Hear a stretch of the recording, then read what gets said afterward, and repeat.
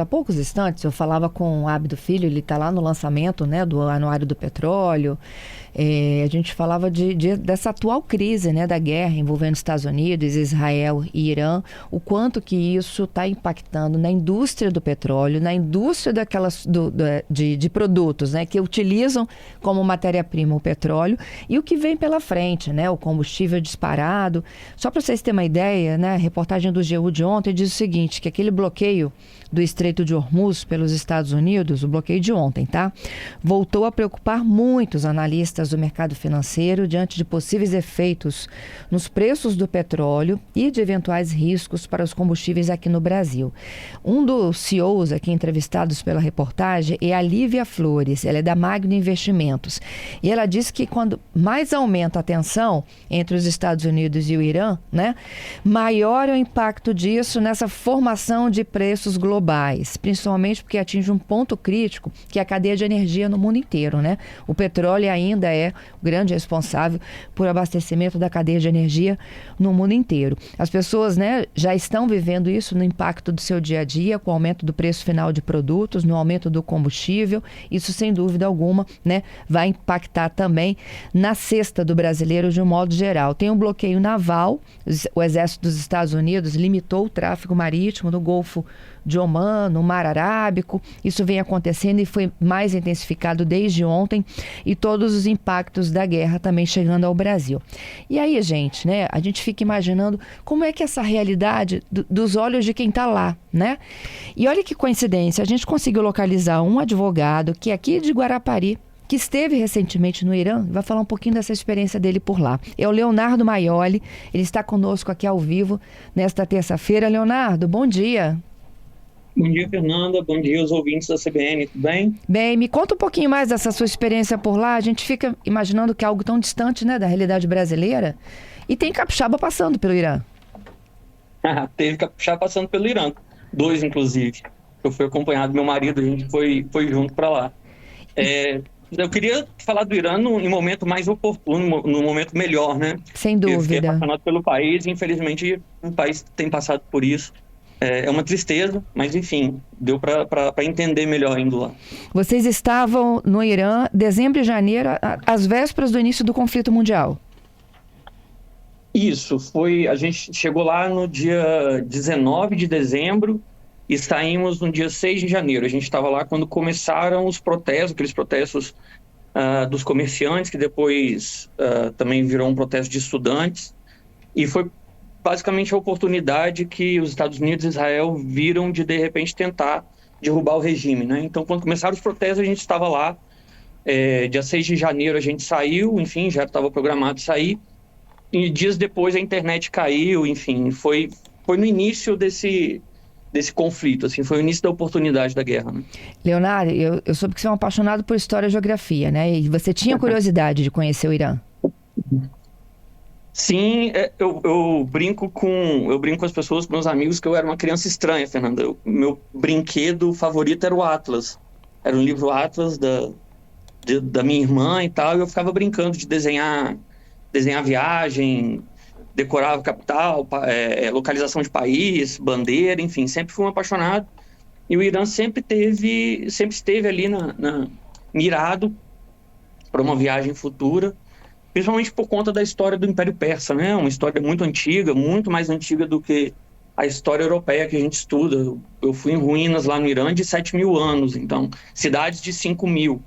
E não é vestígio de cidade. A cidade, há 5.000 anos atrás, já tinha uma organização urbana, né? As primeiras organizações urbanas do mundo são da região ali do centro da Ásia e do que a gente chama de Oriente Médio. E a visão que a gente tem aqui do Ocidente do Irã é que é um país extremamente fechado, né? Extremamente opressor em relação principalmente às mulheres. Eu queria que você me dissesse o que vocês viram lá. Certo.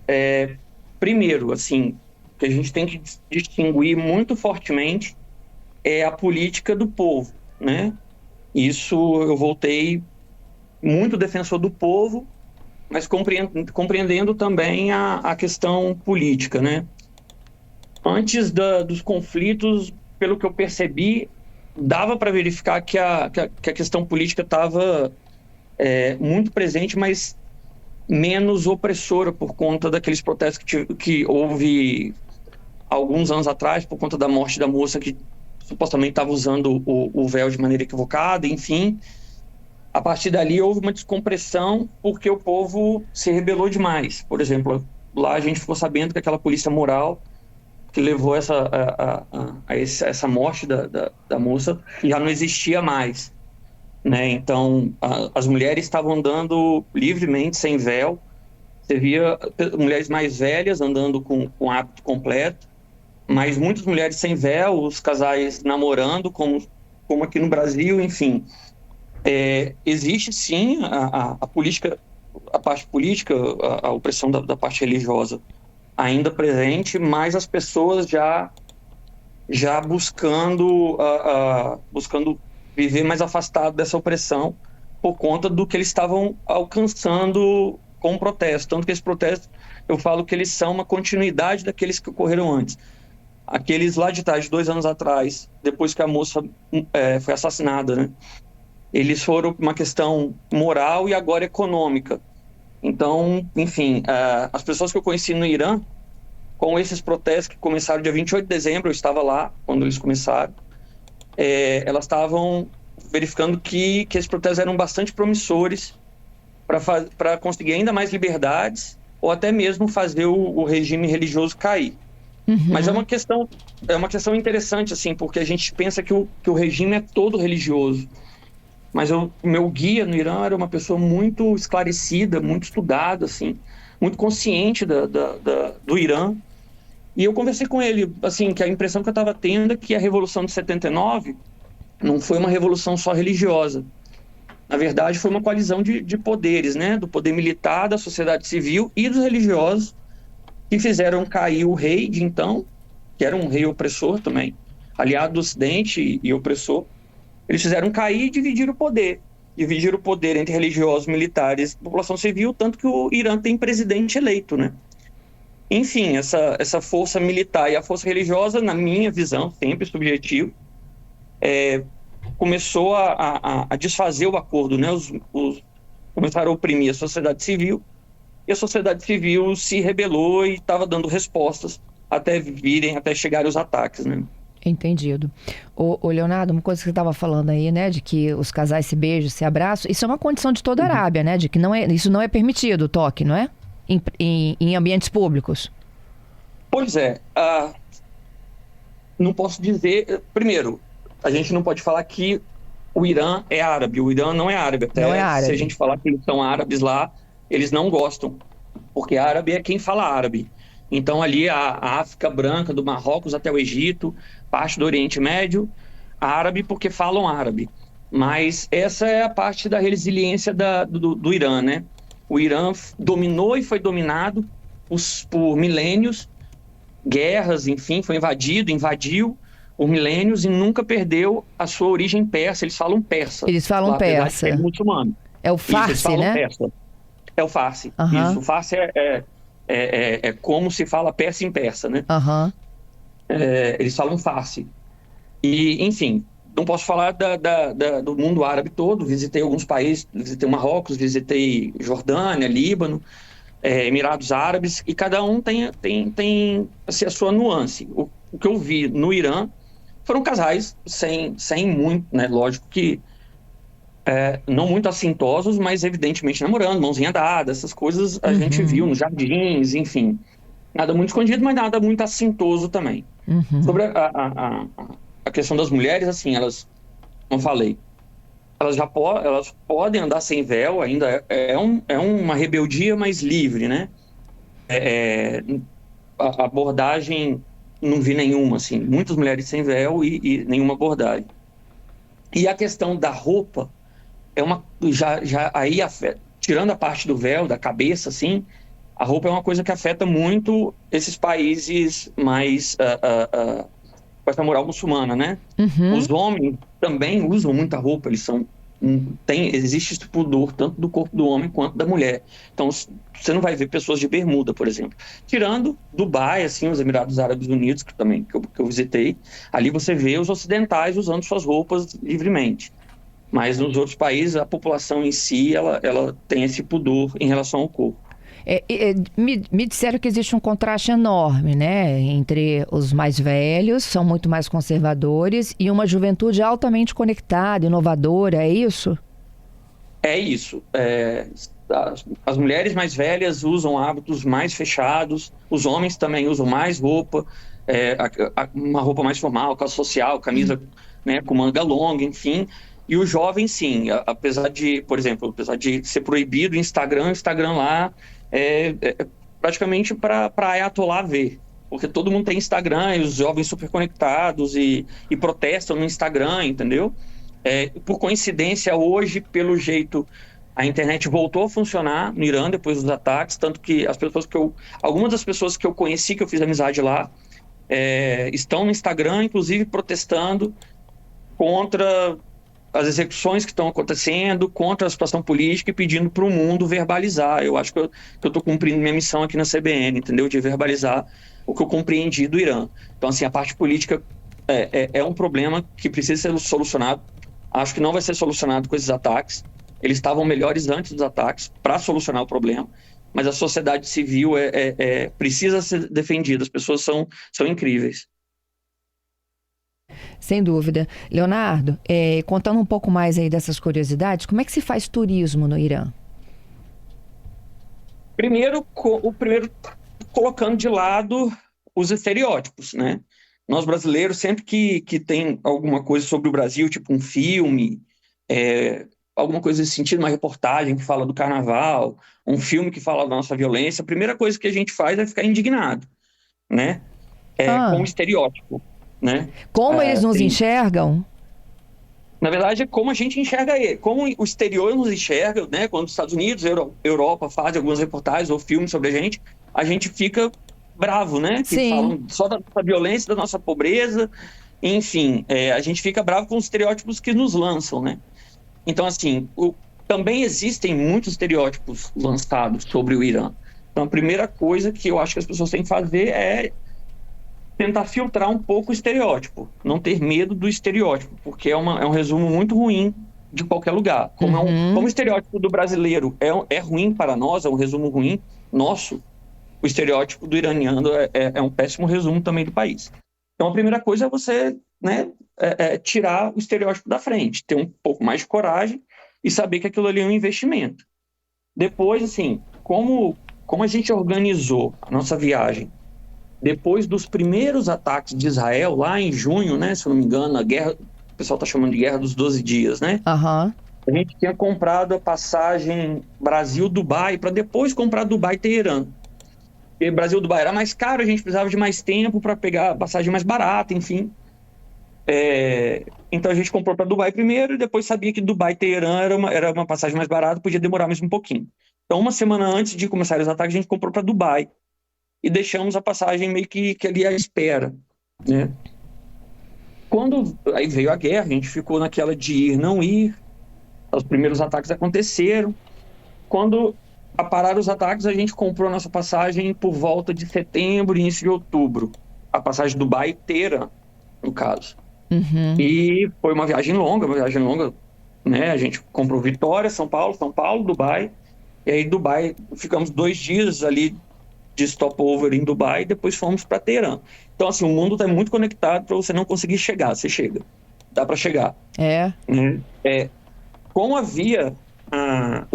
houve os primeiros ataques, eu entrei em contato com a Embaixada Brasileira em Teherã, antes de comprar passagem para Teherã, e a recomendação que eles nos deram era ficar atento ao noticiário e pegar um visto para o Azerbaijão, porque se o espaço aéreo fechasse no Irã por algum novo ataque, a gente teria como sair por terra a partir do Azerbaijão. Do Azerbaijão, compraria uma passagem para Dubai ou para a Europa e voltaria para o Brasil. Graças a Deus isso não foi necessário, né? Mas existia a possibilidade, o plano B era esse. Então, assim, um planejamento, né, prévio, sabendo da situação do país. E, enfim, o visto para o Irã você consegue no guichê mesmo do aeroporto. Nós éramos os únicos ocidentais do nosso avião, então nós fomos os únicos a fazer o procedimento de visto. Tinha outras pessoas da região, assim, de outros países da região, mas ocidentais, né, que a gente chama de ocidentais, éramos só nós. Entendido.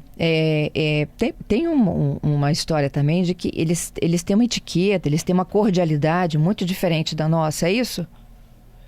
O povo o povo é extremamente culto e ciente do próprio país. É uma civilização de 7.000 anos, né? Uhum. Como eu estava falando, o guia, o nosso guia estava contratado antes mesmo da gente comprar passagem. Uhum. E como o Irã está fora do sistema bancário mundial, do sistema SWIFT, a gente tinha que levar dinheiro na mão para pagar ele, né? De cash mesmo. A gente entrou com aquele valor liberado. E aquela, né? O brasileiro está sempre escaldado, né? A gente vai levar dinheiro na mão. A gente conversou com esse cara por WhatsApp, como é que vai ser?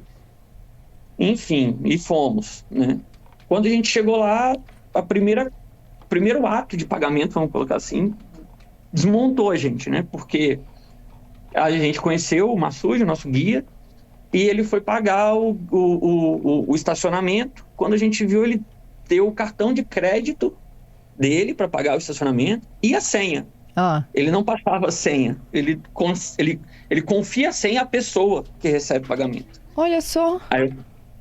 Aí ali eu olhei para a cara do meu marido e falei, a gente está num lugar diferente. E a moeda deles é o quê? É o real?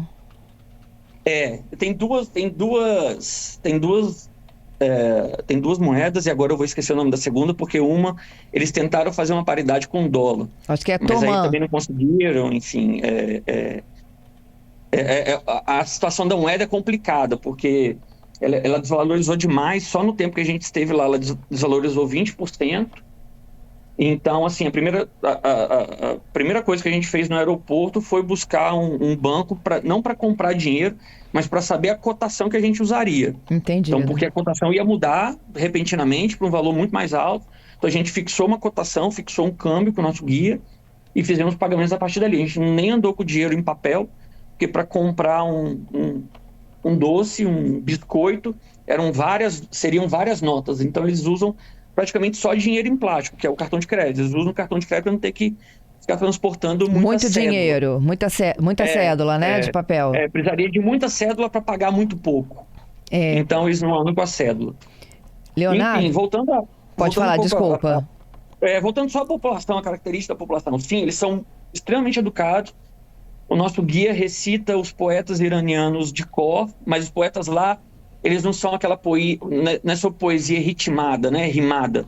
É a poesia filosófica, né, que é sempre um ensinamento, é sempre uma moral por trás da poesia, praticamente um ensinamento filosófico, eles chamam de poetas, né, e isso isso é uma constante na população. E a gente ficou, assim, muito